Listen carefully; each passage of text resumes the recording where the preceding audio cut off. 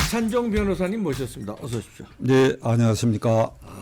지금 이제 공천의 계절입니다. 그래서 민주당은 뭐 이재명이 범법자를 적격으로 만드니까 여기저기 다 범법자를 공천 적격 판정을 내렸고요.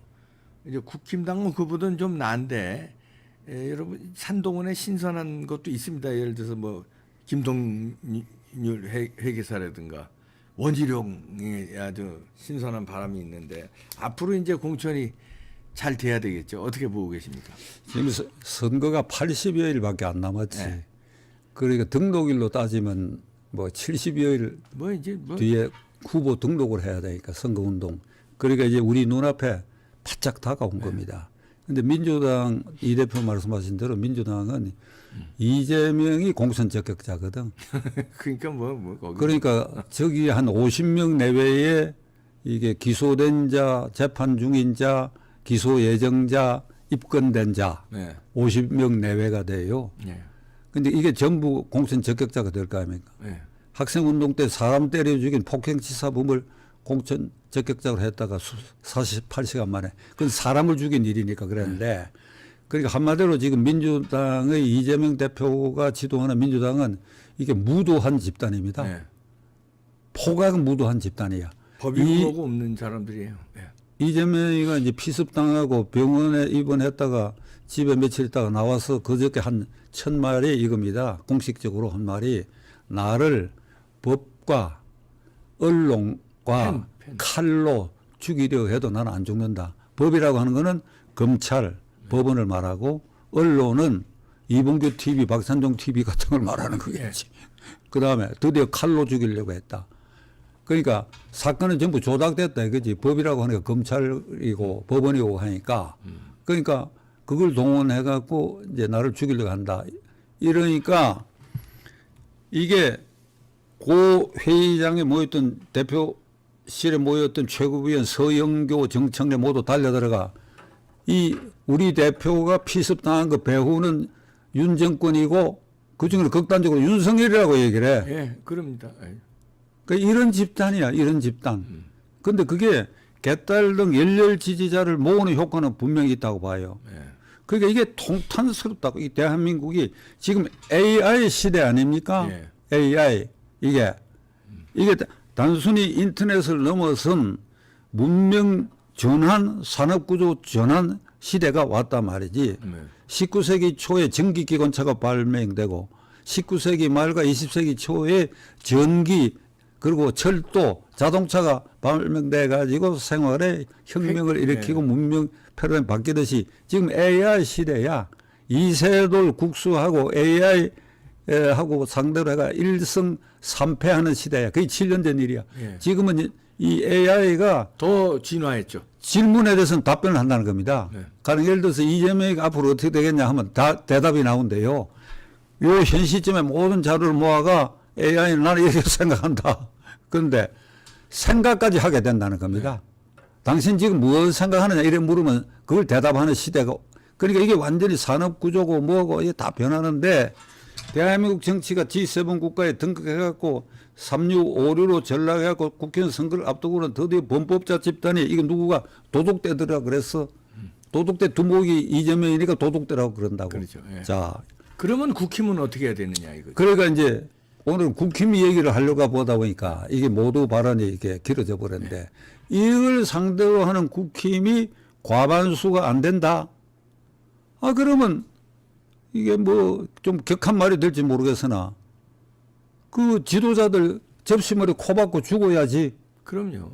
이게 이런 집단을 상대로 과반수가 안 돼? 안 된다 그러면 해야 당연한 거죠. 예. 정책 문제도 있겠지. 나는 민주당에 비해서 공천된 후보들의 면면이 훨씬 낫다. 네. 좀 낫다. 그래도 괜찮다. 이 소리를 들어야 될 거 아니에요. 네. 이 소리. 이 소리를 듣는 공천을 해야 되는데 이제 오늘 제가 역점을 두고 할 얘기가 지금부터 하는 얘기인데 네. 이게 수도권의 안정지대라고 하는 게 서울, 송파, 강남, 서초, 용산구거든. 예. 서울 시내는. 그리고 뭐 그러니까 121석 중에 수도권에 18석이 지금 국민의힘당이니까 네. 요건 일단 안정지대라고 봐야 네. 그러고 그다음에 낙동강 벨트의 경상남북도 강원도 일부 여기인데 여기에 안정지역에 현역 의원을 제거하고 주로 이제 낙동강 벨트 지역에 제거될 사람이 많이 있죠. 네. 제거하고 그리고 새로운 사람을 거기에 어떤 절차로든지 간에 공천을 하는데 거기에 한동훈 위원장이 깊이 유념해야 할 것은 권력 공천을 하면 안 된다. 이게. 그게 무슨 말이냐면 장차관 더 고위직을 지내서 대통령과 집권자들, 집권 세력의 핵심하고 인연이 깊다고 인정되는 사람. 용산 비서실 출신으로 불가피하게 이 사람들 국회에 내보내겠다고 생각되는 사람. 대통령이 검찰총장을 지냈으니까 검사들을 이제 야당은 떼거리로 공천할 거라는 소리인데 떼거리가 아니라도 그게 부자연스럽고 지나치게 많다라든지 그다음에 대통령과 대학 동기나 친구라든지 또 한동훈 위원장하고도 동기나 친구라든지 이런 사람들을 안정지역에 현역 의원을 이렇게 밀어낸 지역에 이런 사람들을 공천을 하면 이 전체 그림이 아 저거는 누구하고 가까워서 저렇게 됐구나. 아 저거는 이런 인연으로 저렇게 됐구나. 이런 평가가 10군데 20군데 나오면 그건 뭐 완전히 망치고 10군데 7군데 5군데 극단적으로는 한두 군데라도 그런 데가 생긴다면 전체를 망친다. 전체 그림을 망가뜨린다. 지금 한동훈 위원장이 기호지세로 여러 가지 개혁 공천도 하고 하니까 내가 보기에 이 과반수를 위한 승기를 일단 잡았다고 나는 봅니다. 승기는 잡았습니다. 잡았다고. 예. 그러니까 여기에 굉장히 조심해야 된다. 한두 사람, 몇 사람을 잘못 끼워넣는다. 그러니까 내가 총칭해서 권력형이다. 이런 사람들이 거기에 들어가게 되면 전체 그림을 흐린다. 이걸 제가 잉크 효과로 잉크 효과. 잉크 효과로 이봉규 TV 시청자들에게 제가 집에서 어제 해봤던 걸 오늘 이 자리에 실제로 해보겠습니다. 네. 자, 이게 유리컵의 맑은 물입니다. 네. 자, 제가 잉크를 한 방울 찍어가지고 자, 여기 넣어봤습니다. 아유, 이제 한 방울. 여기 한 방울 찍어 넣어봐. 근데 잔 지금 이 전체가 조명 때문에 시커멓게- 어떻게 보이는지 예, 모르겠어요. 잔 전체가 시커멉니다. 시커멓게 됐어요. 한 방울이 이렇게 됐어요. 순식간에. 두 방울 넣으면 아주 시커멓게 되는데 아니 순식간에 다 이게 한 방울로가 이렇게 되는데 여기 아주 한 방울인데도 이게 맑은 물 마시는 물에 요게 밑으로 가라앉아 가지고 한 방울은 요게 일부만 이렇게 밑에 가라앉고 위는 괜찮다 하면 그 위 물을 마실 수가 있는데 네. 그 한 방울 때문에 전체를 못 마시게 된다 이거야. 예. 이런 효과다 이거야. 이게 잉크 효과. 잉크 효과. 잉크가 번지는 효과. 그러니까 국민들이 아이고 그러면 그렇지. 이 고개를 돌리게 되는 그런 요소가 몇 개, 한 개 극단적으로는 한 방울이 물 전체를 망치니까 공천에 한 명이 잡음이 나두고 윤석열 측근이라다 윤석열 친구라든가 이렇게 안정적인 지역에 들어가면 전체를 망친다. 그러면 그 사람들은 험지에 나가야 되는 거죠. 험지는 괜찮다 이런 말씀이죠. 지금 말이죠. 대통령과 가깝고 고위공직자로 윤석열 정권에서 장차관을 지내고 비서실에 근무했고 이제 이런 사람들 중에 최근에 이게 수원에 가가지고 수원에 거기 국회의원 한 번 지나고 지난번에 낙선하고 대중적 인기가 있는 사람이 한 사람 있어요. 내 이름 안 밝히겠는데 예. 거기에 산업자원부 장관을 윤석열 정권 아래서 지냈다는 사람을 거기에 내보내겠다. 일단 그건 아마 설인 것 같아. 네, 설. 그건 내가 보기에 그렇게 하면 안 된다 이게. 이거는 이게 안정 지역이 아닌데도 네. 아닌 곳에도 기왕에 거기 있는 당협위원장이나 전직 의원이 똘똘하게 지역구 활동을 하고 명망이 있으면 그런데도 지금 권력형 낙하산 공천을 해서는 아니 된다. 그러면 대통령 은혜를 입었거나 대통령하고 가깝거나 고위공직을 지냈거나 이런 사람들은 어떻게 해야 되느냐. 1. 이번 선거의 개념을 내가 그 몇몇 사람들 이런 자리를 노리는 사람들 아는데 이게 체화되어 있질 않아. 체화. 이봉규 대표나 나처럼 장외 인사, 뭐 벼슬 욕심이 없는 사람들이 갖는 3월 9일 대통령 선거에서 윤석열이가 왜 당선돼야 되느냐. 종북 주사파 친김정은 세력의 본물을 일단 저지하는 도구로 윤석열을 선택했다 하는 이런 사람들 입장에서는 당선시켜 놓고 보니까 1년 반 동안 국회에 막혔다. 이거 정말 안타깝다. 그러니까 과반수가 돼야 되겠다. 이렇게 생각하는 게 아니고 그 사람들은 자기 본의로만 생각하는 게 자기 내가 본의로. 그 배지 달아야 돼. 왜? 국회의원 좋은 자리다. 뭘 많이 생긴다. 국고 지원도 많다. 특혜도 많다. 지금 두고 보십시오. 한동훈 위원장이 과반수 넘게 될 때까지 어떤 공약을 할 것 같으면 이게 장기표 대표가 오래전부터 주동해 왔던 국회의원 특권 폐지 운동 특권이 100몇 개야. 나 그 상임 고문이에요. 예. 여기에는 아마 대부분 공략하게 될 거예요. 그러면 국회의원이 어떻게 되느냐. 경제적 특권 아주 절반을 줄이고 보좌관도 절반을 줄어든다. 그러니까 진실로 국민 대표자 회의에 의원이 될 만한 사람들만 모일 수 있는 조건을 만드는데 지금 괜히 저게 탐나는 자리고 그러니까 민주당식으로 막 덤벼들어 가지고 이게 잉크 효과처럼 그런 요소를 만들 사람들은 냉수 먹고 속 차리고 물러서라 이 얘기야. 네. 그러면 어떻게 해야 되느냐? 그런 사람들이 지금 제가 말씀드린 이번 국회의원 선거의 개념을 과반수 획득의 절체절명가 이해한다면 나라로부터 윤 대통령부터 은혜를 입었다고 생각한다면 원희룡 박민식 길을 가라. 험지 가라 이런 얘기죠. 원희룡 험지 중에 험지지. 예. 박민식 영등포의 민주당 중진 의원대를 나가는 거예요. 예.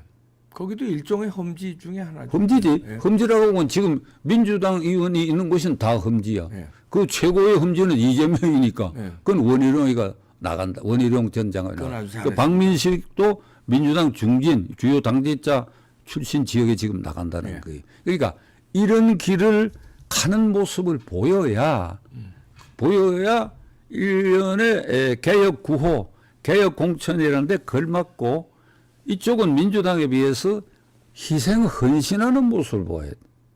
희생한다. 헌신한다. 그 대표적인 게 한동훈이죠. 예. 지역구 안 한다. 나는 비례대표 끝번호로 하라 근데 그것도 안 그것도 안 하겠다. 한다. 불출마했습니다. 예. 그러니까 그러니까 희생이죠. 예. 정청래 의원 지역에 이제 김경률 회계사 과거에 운동권 출신이고 이제 완전히 운동권 탈을 벗고 아주 정의로운 일을 많이 하지요. 네. 그 참여연대 핵심이었는데 거기 이제 정청래 의원 그 지역에 일단 거기도 거기 당협위원장이 있고 하니까 경선을 할 겁니다. 네. 그러니까 이제 만일 김경률 회계사로 최종 이제 결정이 되면 제가 보기에 정청래 의원은 위험해요. 그러니까 정청래 의원이 어제 뭐라고 얘기하는 거니까 한동훈은 비겁하다. 한동훈은 비겁하다는 거예요. 왜? 지가 나오고 여기 나와 붙을 생각 안 하고 김경률을 희생양 만든다고 그러더라고. 그러니까 이게 벌써 진소리야. 그 정봉주라고 전 의원 한번 한 사람이 같은 당의 박용진 의원이 이게 비명계거든. 예. 거기 출사표를 던졌는데 텔레비 나가가 이재명 대표는 이번에 지역구 굳이 나갈 필요가 없다. 이렇게 미리 선제 방어를 하더라고. 예. 그러니까 저런 소리 나오는 게 이건 결국 꼬리 빼는 얘기다. 그러니까 잉크 효과를 가져올 사람들은 이런 상황을 보고 과감히 험지에 나가도 다 당선된다. 네. 이번에 다 당선된다. 바람 불었다. 네. 그래야지 편한 데 가고 초선 의원해서 그럼 바람을 꺼트려요 오히려. 꺼트리고 잉크 효과. 국회의원의 특권과 향기만 노리겠다. 이제 국회의원 특권도 없어지는 시대가 왔다. 그러니까 냉수 먹고 속 차리고 그렇다면 내가 희생헌신해서 국가의 보답, 윤 대통령에 대한 은혜를 보답, 그래야 과반수 획득, 그래야 좌파 세력에 일단 22대 국회에서는 저지하자. 이게 제 오늘 결론입니다. 네. 아 그렇게만 되면은 뭐 이 지금 이 현 분위기로 봐서는 뭐 국힘당이 압승할 것 같은데 그게 되느냐가 이제 문제인데요. 이미 막 거기 나가겠다고 갔다가 지금 벌써 발들 꽂고 있던데요. 그걸 어떻게 막느냐? 한동훈 비대위원장이 막아야 되죠. 아니면 어떻게 막아야 됩니까? 꽂았으니까. 이미 꽂았어요. 그런 안정된 지역에. 한동훈 위원장은 지금 내가 보기에 기호지세야. 호랑이 등에 올라탄 기세야. 그 누구도 지금 4월 10일까지 민주당이 아무런 대응을 할 수가 없어. 그 기껏 한다는 게 이런 소리 했잖아요. 국회의원 250명으로 줄이겠다. 그거는 법을 개정해야 되니까 현재는 안 되지요. 그러니까 우리가 과반수, 우리는 목표가 151석이라 그랬어. 300석에 딱 과반수. 그게 이제 상당히 부드럽게 얘기한 거지. 뭐 170석이다, 180석 이렇게 얘기 안 하고 151석인데 여기 확보되면 23대 국회는 250명으로 줄이겠다는 게거든. 그랬더니 민주당이 뭐라고 하는지 압니까? 포퓰리즘 공약이라 그래. 네. 그 사람들도 그 공약을 다 했어. 이재명이도 그 얘기 한 일이 있어. 국회의원 수 줄이겠다고. 그러니까 이걸 포퓰리즘 공약이라 그래. 포퓰리즘 공약. 그러니까 이게 벌써 겁을 먹은 거예요. 그들은 그 공약을 못 해. 부채법 특권 포기 공약도 못 해. 그 다음에 이제 나올 겁니다. 보좌관 줄이고 세비 줄이고 하는 게 나올 거예요. 그걸 민주당 공약을 못 하지요. 네. 그러니까 완전히 기호지세에 탔다. 그러면 이 한동훈을 뒤를 밀어줄 생각을 해야지 이걸 깎아내리고 땡기는 짓을 하는 총칭해서 권력형 이 찬스를 노린 사람들은 그 마음을 냉수 먹고 속 차려라. 냉수 아까 먹고 속 말씀하셨습니다. 아까 말씀하신 냉수 먹고 속 차리는 게 아니라 지금 여기 냉수 못 먹게 생겼어요. 이걸 먹여야 되겠네. 이거 잉크 먹고 속 차려라. 잉크물 먹고 속 차려라. 잉크물 먹고 속 차려라. 네. 박찬종 변호사님이셨습니다. 감사합니다. 예, 수고하셨습니다.